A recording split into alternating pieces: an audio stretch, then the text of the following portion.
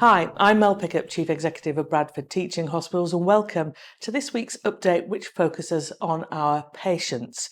Today, we'll hear from Ruqayyah Ghani, Principal Speech and Language Therapist, about the amazing work the team does at the hospital and how it has grown in prominence as a result of the COVID-19 pandemic. We'll also meet patient Mick, who's undertaking life-changing treatment with the team.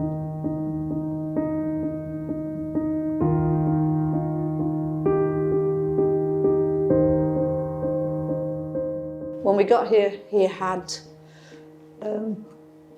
pneumonia in his left lung. He ended up on a ward, got transferred to ward 27, and he collapsed. He had some sort of flood in both his lungs. But they thought it was a heart attack. It wasn't. He ended up on ICU. And then within 3 days, he had a stroke in ICU, which lasted 3 days. So then that's when the SLTs came.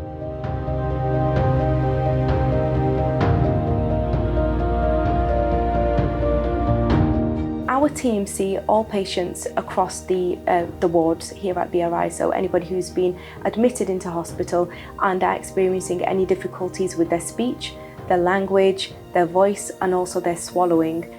We try and implement some therapy to be able to rehabilitate their speech, the swallow, back to what it was pre-injury or pre-admission into hospital. Listen to me first. Nicole. No. It's a tricky one, this one, isn't it? Let's see if singing helps. So listen to me first. Nicole. Nicole. Good, good. Melodic intonation therapy uses the musical elements of speech. So where a patient might have difficulty using words and speech to be able to get across their needs or what it is that they're trying to express, when they try to sing those words instead, it's a lot easier for that to happen.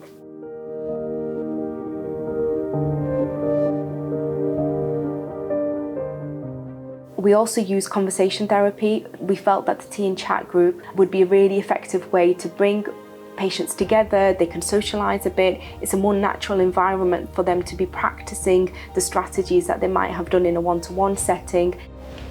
If you can lift your chin for me a little bit. Does that feel okay? No. No. AMP Care is a therapy which uses neuromuscular electrical stimulation, and this targets the muscles needed for swallowing.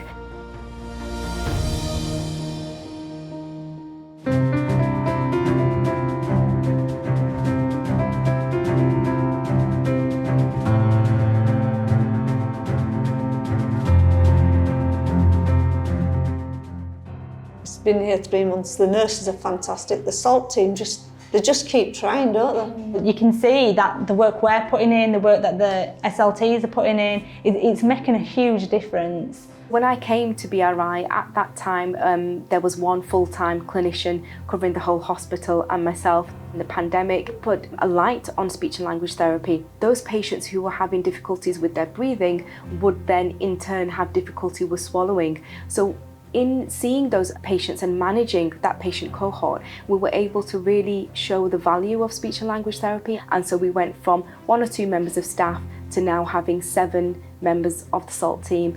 Can you say it without me singing now? I'll just tap. Hello. Good. And again. Hello. Brilliant. The first 6 months are the crucial ones. We've made massive jumps in the first 3 months, so there's no reason why we can't in the second. Yes, sure. You're going to do it, are you? Run up them steps. Don't you dare get up step. We're winning this. Come on, we're winning this. I don't think he likes being so... He's helpless, that's the word. Mick's the man's man who can do everything. 3 steps are our target, aren't there? 3 steps. If he can do 3 steps, we can carry on everything else. Yeah, we've got. You can work a spade with this hand, can't you? Yeah. See? No problem.